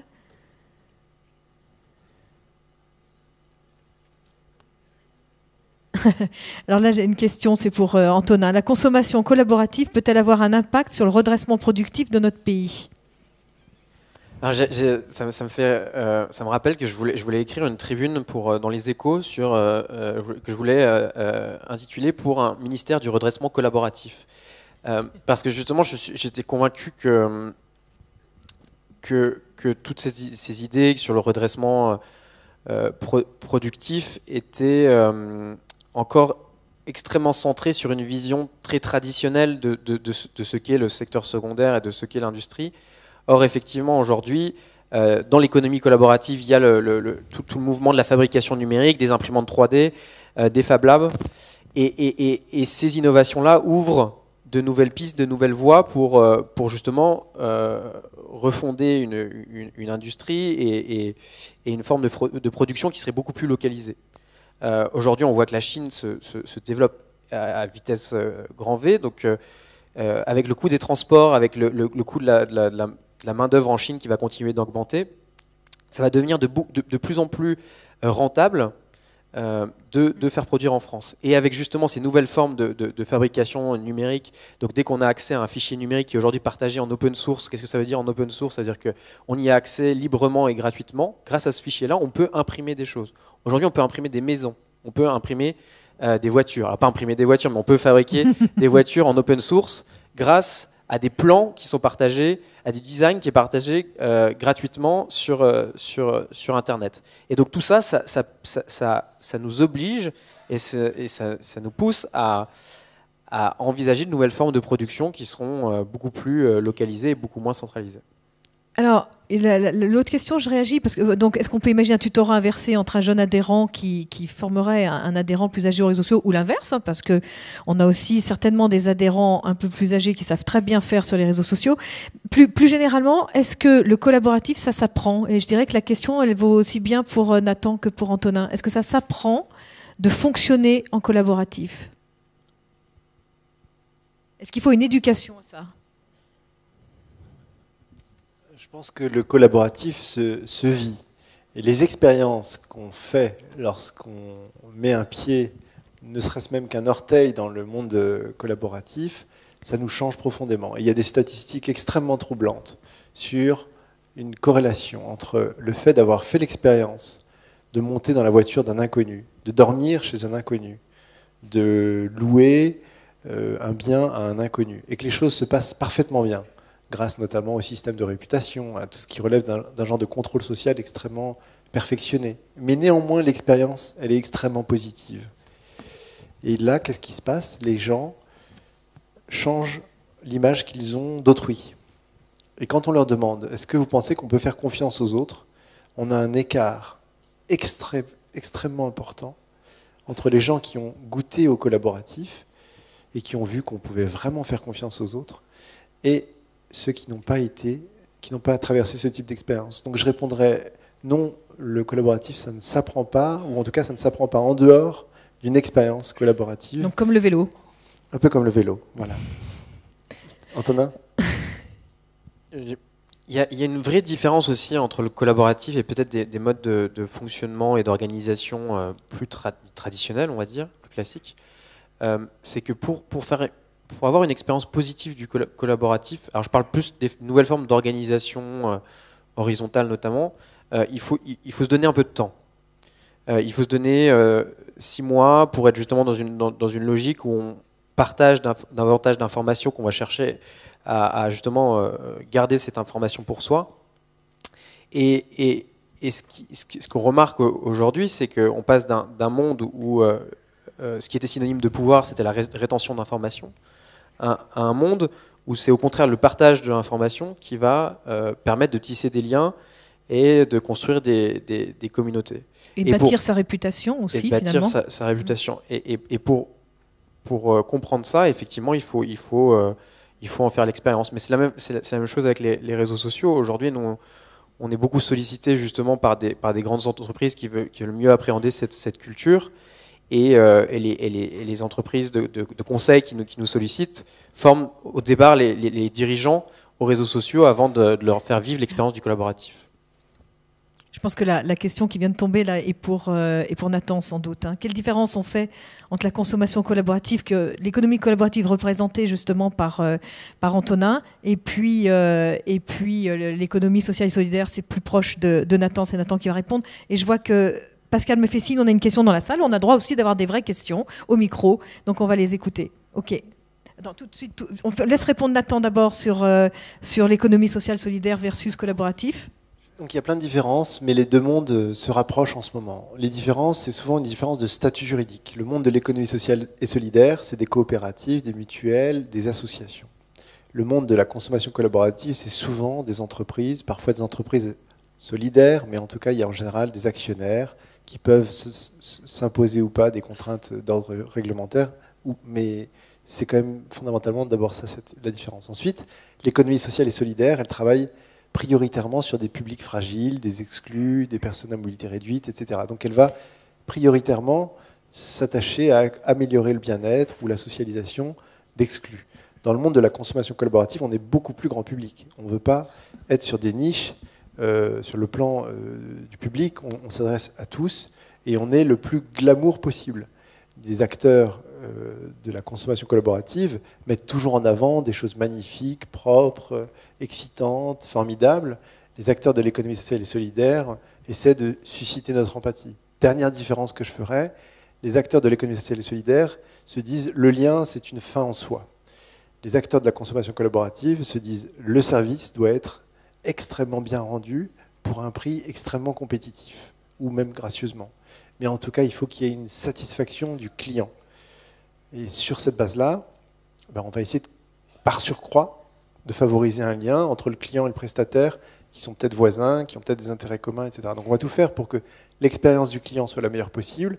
Et dans ce cadre-là, on va essayer de cultiver une couche un peu sociale et de favoriser un lien. Mais ce n'est pas toujours le cas. Et ce n'est pas toujours l'intention initiale, en tout cas. Merci. Alors, une question dans la salle. On vous écoute. C'est un peu du même ordre. Si Engels et Marx avaient connu le smartphone et ses applications, auraient-ils développé la même philosophie ? Donc, si Karl Marx avait eu un smartphone, qu'est-ce qui se serait passé ? Qui se lance ? Antonin se défausse sur moi, mais tu n'y échapperas pas, je te donnerai le micro pour que tu complètes ma réponse. Il y a une très forte concentration en ce moment, parce que les places de marché dont on a parlé ont une vocation ou une tendance monopolistique. Plus il y a de membres, plus c'est intéressant de faire partie des communautés. Donc c'est très difficile pour un acteur numéro 2 de tenir le coup face aux géants monopolistiques qui se constituent. Donc là, Marx et Engels auraient plein de choses à dire sur ces nouveaux monopoles qui favorisent un nouveau prolétariat de gens très mal payés, qui rendent des services en dehors de tout cadre syndical. Donc je pense qu'ils seraient ravis. Même quasiment gratuitement dans les start-up week-ends où les entreprises demandent à des jeunes étudiants de trouver des idées pour eux. Exactement. Les hackathons, donc les formats où plus personne n'est payé, se multiplient à l'infini. Et néanmoins, et le concept de redressement productif apparaît très 19e siècle dans ce contexte-là, et très marxiste à plein d'égards. On n'est plus du tout dans cette production industrielle, virile, qui se redresse. Enfin, ça, c'est vraiment complètement passé de mode.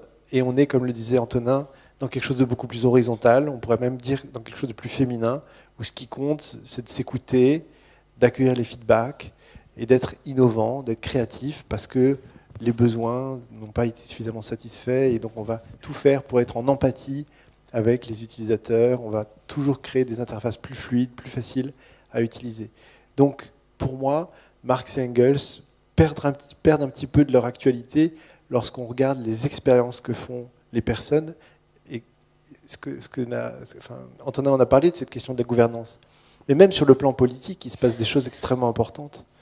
Et les pouvoirs institutionnels, top-down, comme on dit, donc de haut en bas, verticaux, de haut en bas, sont fragilisés au profit de dynamiques beaucoup plus collaboratives avec des plateformes de citoyens qui se disent, vu qu'ils n'y arrivent pas à faire le boulot, il faut qu'on les aide visiblement. Donc on va se mobiliser sur des thématiques précises et spécifiques, on va bosser et on va leur proposer nos idées aux élus en espérant qu'ils nous écoutent un petit peu. Alors, est-ce que ça veut dire que demain, il sera difficile d'avoir une activité professionnelle sans e-réputation? Et est-ce que ça sera difficile aussi d'animer des réseaux de solidarité, d'adhérents, sans la partie numérique, digitale?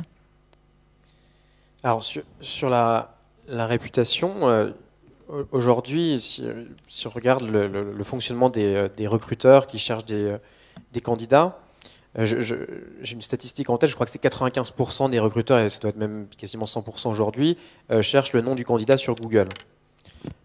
Évidemment, toutes les traces qu'on laisse sur Internet, elles sont autant d'opportunités pour un recruteur de se faire une idée sur le candidat.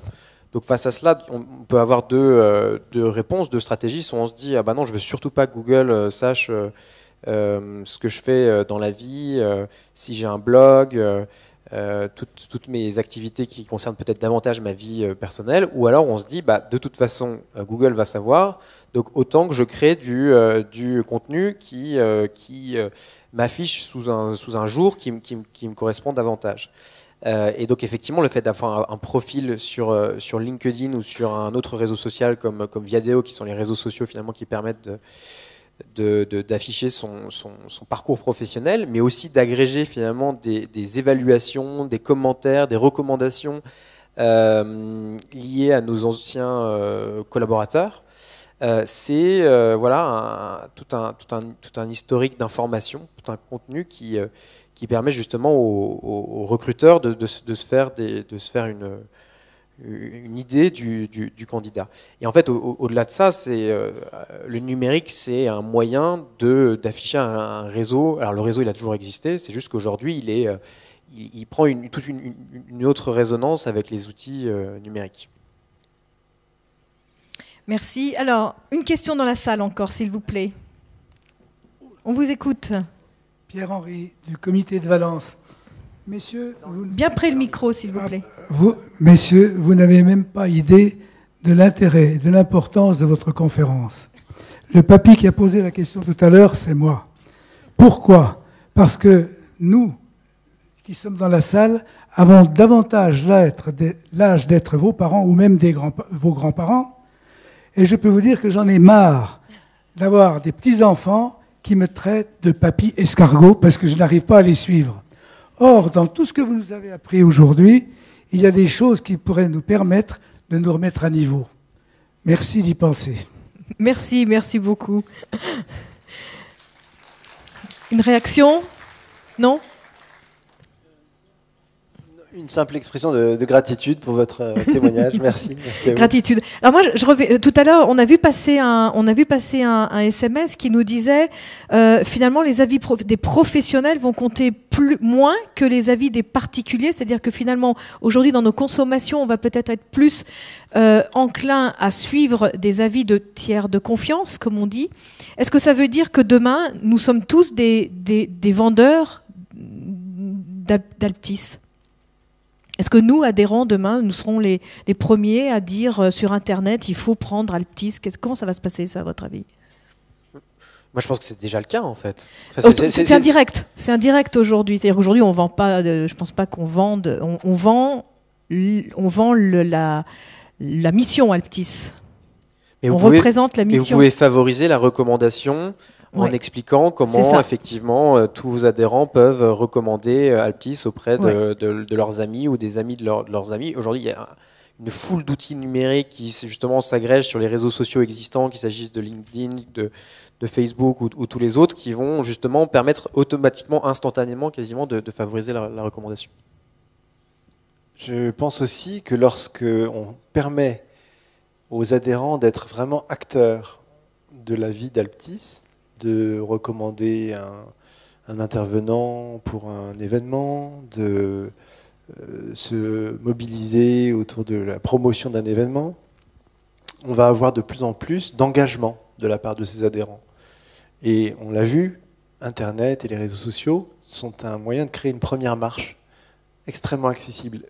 Et puis après cette première marche, il y a une deuxième marche et ainsi de suite. Donc l'engagement ultime qui est de, par exemple, prendre un mandat ou de devenir vraiment un ambassadeur, dont toute la famille va aller voir son courtier en disant « moi je veux que Alptis, ne me parlez pas des autres, je veux un acteur qui me ressemble », ça c'est effectivement considérablement facilité par ces dynamiques sociales à l'œuvre dans les réseaux sociaux.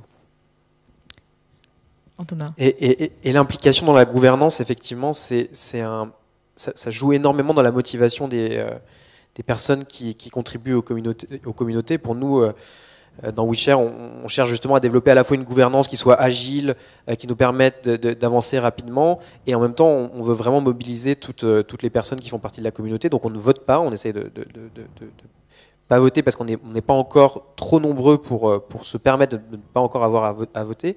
Et juste une anecdote par rapport à ce point sur la gouvernance. Depuis 2 ans, Wikipédia voit le nombre de contributions diminuer. Et une étude qui a été publiée qui trouve comme première explication le fait qu'il est devenu de plus en plus compliqué pour de nouvelles personnes qui cherchent à s'impliquer dans la communauté Wikipédia de contribuer à la gouvernance. Donc aujourd'hui, comme Wikipédia est devenu un monstre en termes d'organisation, quand on est un nouveau membre, c'est extrêmement compliqué de prendre part à la gouvernance. Et ce qu'expliquait cette personne, c'est justement que ça, c'est extrêmement dommage pour Wikipédia, parce que ça ne pousse pas à la participation au sein de la communauté Wikipédia. Mais ce qui est formidable, ce qui est très intéressant, c'est vraiment de voir ce monde en train de s'inventer, en fait. Alors, il me reste à vous remercier beaucoup, Nathan Stern, Antonin Léonard, pour tout ce que vous nous avez appris aujourd'hui. Vous avez compris que vous avez eu 2 voix autour de l'Internet qui réinvente le lien, la voix des réseaux sociaux solidaires, Nathan, et puis la voix de l'économie collaborative avec Antonin. Ce qui était important, c'était bien de comprendre... Oui. Il y a encore une question. Ah, une question, allons-y. Il n'y a eu que 2 questions dans la salle et il n'y a pas beaucoup de participation collaborative avec les personnels dans la salle. Personnes dans la salle. Simplement le fait que... Oui, la personne qui parle, on ne la voit pas. D'accord. Oui.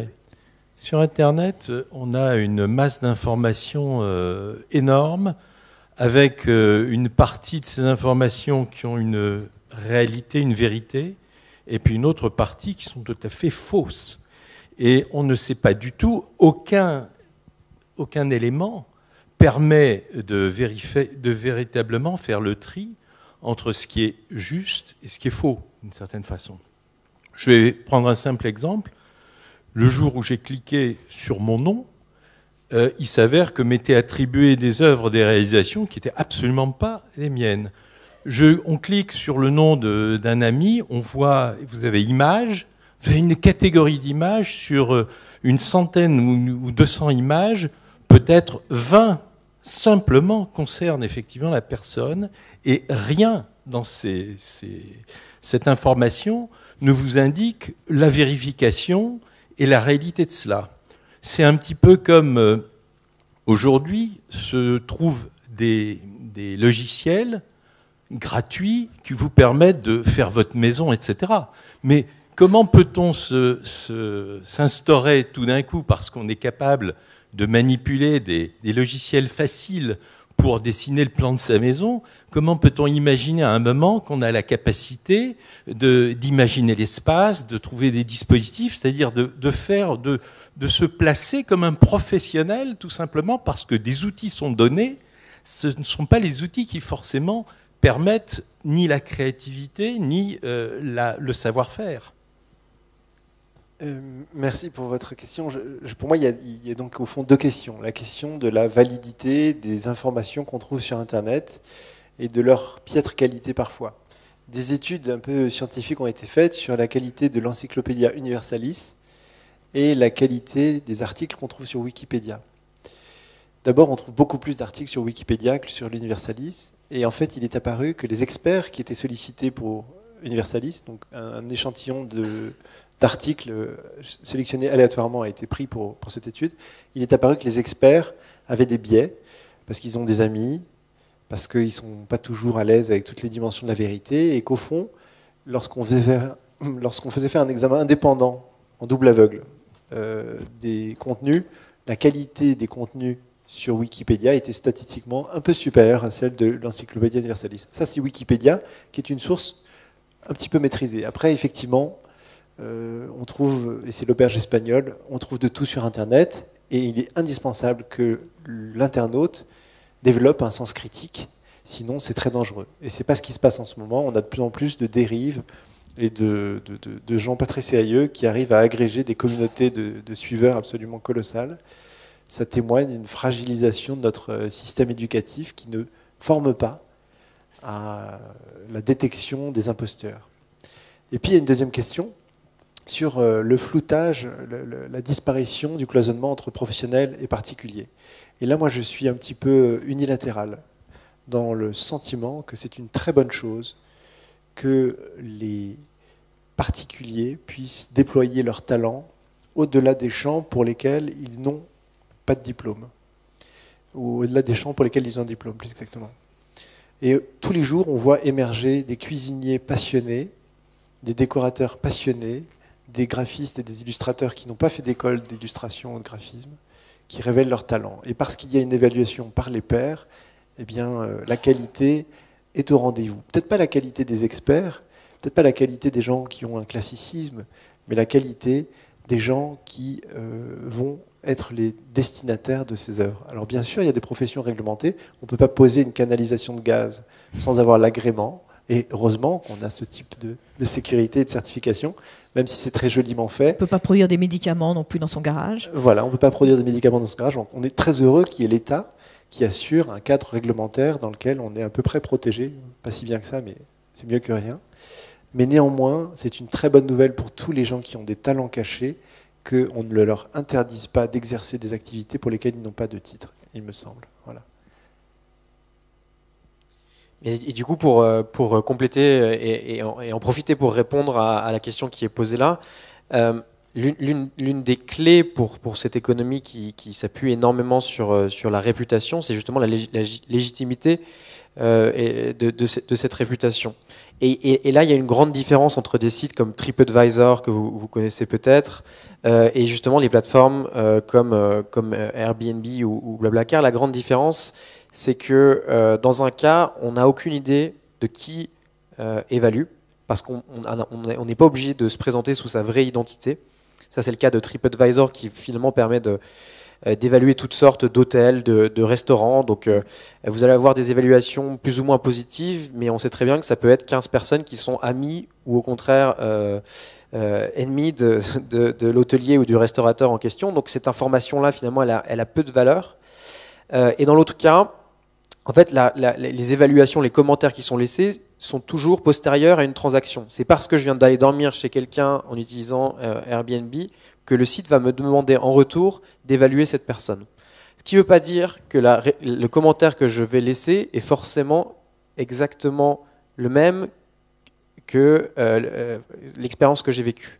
Et là, il y a une mais grande... comme l'hôte, comme le visiteur sont tous les deux symétriquement notés, ça oblige à un effort en fait mutuel finalement.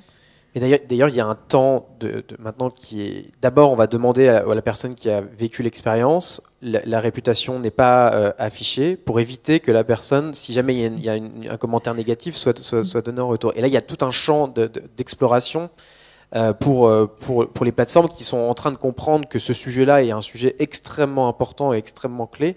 Parce qu'en fait, cet algorithme de réputation, dont on ne maîtrise pas, nous, citoyens, les clés, et là, il y a tout je pense, un combat à mener de la part des citoyens, parce que ces plateformes, à mesure qu'elles se développent, vont agréger une partie de plus en plus importante de l'économie. Or, ces algorithmes qui, justement, déterminent votre placement dans la hiérarchie des résultats, va déterminer énormément de choses. Or, les clés de cet algorithme, peut-être qu'ils devraient être partagés avec les utilisateurs. Moi, je voulais dire autre chose. Nous avons beaucoup parlé des outils, des interfaces, des éditeurs. Les réseaux sociaux solidaires, comme les acteurs, enfin comme l'économie collaborative, ce sont d'abord des expériences. Et alors on peut passer effectivement 5 heures sur la page Agir ensemble, mais à un moment donné, on peut se dire, je vais participer à un atelier de prévention, je vais découvrir la sophrologie, je vais aider tel voisin à mettre en place son atelier pour la diététique raisonnée chez les personnes qui sont susceptibles de souffrir de diabète. Et ça, c'est des vraies expériences. Donc derrière toutes ces plateformes et tous ces outils, toutes ces machines dont on a parlé, il y a des expériences. Bien sûr, il y a des avis, il y a des évaluations, etc. Mais le cœur de toute cette ce nouveau creuset, ce sont des expériences. Et ces expériences, on les vit. Et quand on participe à un atelier de prévention, en fait, on rencontre des vrais gens qui ont des prénoms, qui ont des intérêts. Et tout ça nous paraît très réel et beaucoup moins, et beaucoup plus inspirant et beaucoup plus engageant que tout ce qu'on peut voir sur Internet. C'est quand même ça le cœur de... Alors, est-ce qu'on a encore une question bien réelle ? Une question, Corinne ?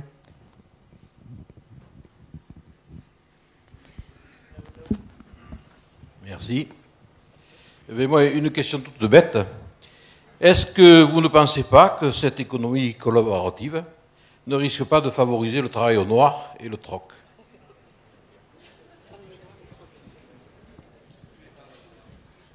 Elle ne risque pas de favoriser le travail au noir et le troc, elle favorise le travail au noir et le troc.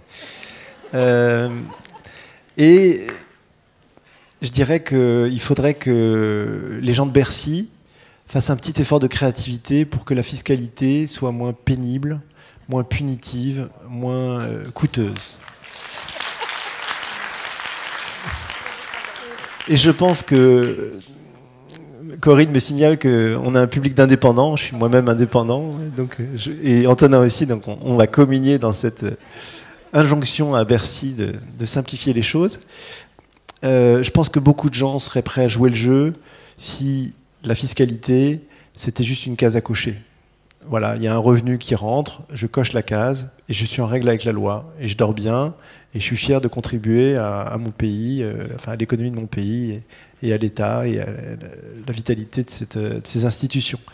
Juste, j'enchaîne. Une question à Antonin. Est-ce que nos gouvernants s'intéressent à l'économie collaborative et jusqu'à quel point ? Alors, il y a une étude qui a été commandée par Bercy justement sur les impacts de la consommation collaborative, notamment sur l'environnement de la distribution. Aujourd'hui, elle est davantage analysée sous le prisme de son impact sur des industries traditionnelles, pour ne pas dire des lobbies de ces industries traditionnelles. Et voilà, aujourd'hui, il y a effectivement parfois une confrontation, on le sent bien, entre cette économie qui émerge et une économie qui est un peu plus en difficulté. Et sur la question du travail au noir, alors c'est quand même moins du travail au noir que quand c'est fait de la main à la main, parce qu'on est sur des transactions qui sont enregistrées, qui passent par Internet et qui sont enregistrées par les plateformes. Et aujourd'hui, ces plateformes travaillent de plus en plus de concert avec les municipalités, justement pour aller vers des formes de prélèvement à la source des impôts. C'est le cas à New York, c'est le cas dans d'autres villes américaines, et je pense qu'on va aller vers ces systèmes-là. Une question encore ? Là-haut, là-haut, une question là-haut. Oui, bonjour, Jean-Claude Angelini de la société Aski Qualité. Je voudrais rappeler une pensée d'Héraclite qui disait « Le fait de savoir beaucoup de choses n'apprend pas l'esprit critique, sinon il l'aurait enseigné à Pythagore et Anaximandre. » Ça veut dire qu'on forme les gens depuis longtemps, puisque le philosophe Alain le disait déjà en 1900, la chose inhumaine n'a rien à dire, d'où ce grand scandale que les sciences n'instruisent pas du tout. Donc on forme des gens qui n'auront pas l'esprit critique. Et je rebondis sur l'exemple que vous avez donné pour le fait qu'il faudra avoir des agréments pour mettre le gaz. En fait, dans mon travail, j'ai rencontré des mafias nouvelles-zélandaises, australiennes, américaines et suisses qui ont tout mis en œuvre pour couler l'Europe. J'ai écrit à l'Europe, Michel Barnier m'a répondu par l'intermédiaire de M. Tajani, le vice-président de la Commission, en disant que j'avais raison, mais ils ne savent pas quoi faire. C'est ça le problème. Et alors, la réponse, en partie, c'est que ce soit la base, les gens comme vous tous, qui ayez l'esprit critique. Alors, sinon, vous ne pourrez rien faire. Et la dernière lettre qu'on m'a répondue, c'était abus de position dominante avec la complicité des États. Parce que les États sont soit corrompus, soit incapables d'avoir la compétence pour arrêter ces mafias. Donc le dernier recours, ce sont les gens de la base, et il faut avoir l'esprit critique. Alors, on va poser cette question-là. Est-ce que les réseaux sociaux peuvent développer l'esprit critique et comment ?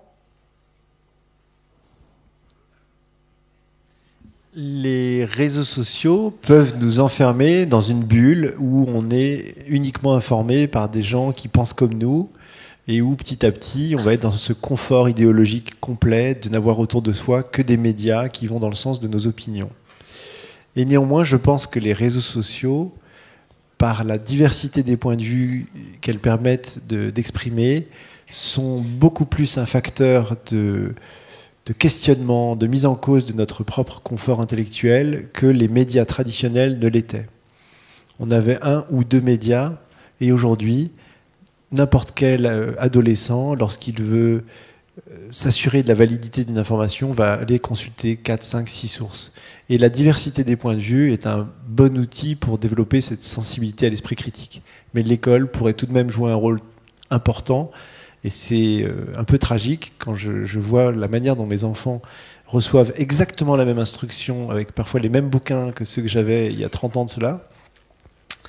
Ben je trouve ça un peu tragique que l'école ne se dise pas, là il y a un enjeu décisif, c'est que la génération conforme soit avertie qu'il y a des biais, qu'il y a des manipulations, qu'il y a tout un tas d'influences dont il faut savoir mettre en cause les impacts. Donc vous êtes un optimiste des réseaux sociaux. Antonin, alors est-ce qu'on a encore une question ? Bon, ils sont encore là ce soir. Hein. Je crois qu'Antonin part sur les Vosges, mais en tout cas, Nathan, vous êtes avec nous même pour le dîner, je crois. Hein, c'est ça. Alors, une conclusion d'Antonin. Oui, parce que mon grand-père habite Gérardmer, donc je vais en profiter pour aller lui rendre visite. Faut arrêter de lui téléphoner. Il n'y a pas que le téléphone. Non, on se fait des SMS, on s'envoie des SMS. Des SMS et Facebook. Alors, pour rebondir sur ce que vous venez de dire, moi, ce que j'observe depuis 4 ans, c'est... et je crois qu'on est en train de prendre conscience de cela, à la fois au niveau individuel de plus en plus, et puis peut-être encore davantage au niveau de la société. Et ce mouvement-là, en France, est encore plus prononcé que dans d'autres pays. Je reviens d'Espagne, et ils sont subjugués par ce qui se passe en France. Ils disent, mais pourquoi vous, les Français, vous êtes autant... pourquoi la consommation collaborative, toutes ces plateformes, ça se développe autant en France ?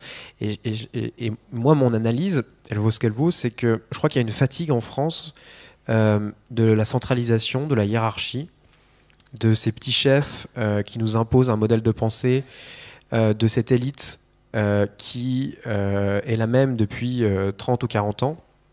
Et en fait, l'économie collaborative, c'est une des illustrations à l'œuvre actuellement de cette société française qui s'empare des moyens à sa disposition pour construire une nouvelle société d'en bas et pour inventer le monde de demain qui lui ressemble. Et aujourd'hui, cette élite politique économique, je pense qu'elle n'a pas du tout pris la mesure de ce qui est en train de se jouer. Moi, je l'observe tous les jours parce qu'on a l'occasion de rencontrer des collaborateurs au sein des ministères et au sein de grandes entreprises. Alors, il y a un début de prise de conscience.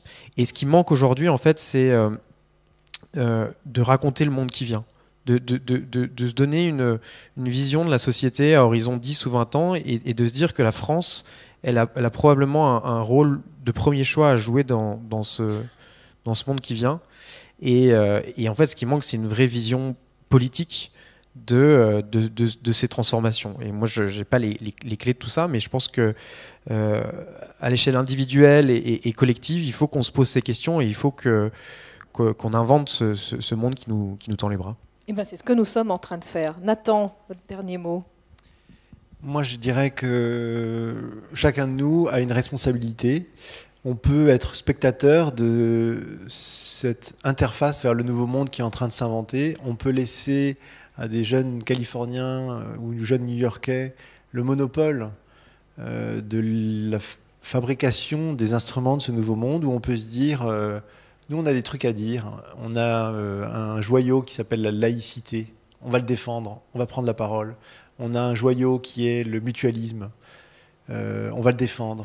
On a tout un tas de ressources, tout un tas d'actifs à protéger, à faire vivre, à valoriser. Et donc, ça me paraît très important de prendre nos responsabilités. Et même si on a des réticences à publier des contenus, à s'afficher, se dire que derrière ce petit embarras qu'on va pouvoir éprouver, c'est très important d'un point de vue politique et pour les générations à venir, qu'on protège des choses qui sont aujourd'hui menacées et dont les gens de 41 ans comme moi, 50, 60 ans, savent la valeur et dont on voit bien qu'elles sont fragilisées et qu'on fasse vivre aussi tous ces espoirs, toutes ces belles flammes qu'on devine ici et là. Voilà. Donc, une question de responsabilité. Merci beaucoup. Alors, en votre nom à tous, je les remercie beaucoup. On souhaitait que vous puissiez repartir de cette conférence en vous disant donc le digital peut nous servir à quelque chose dans notre vie associative.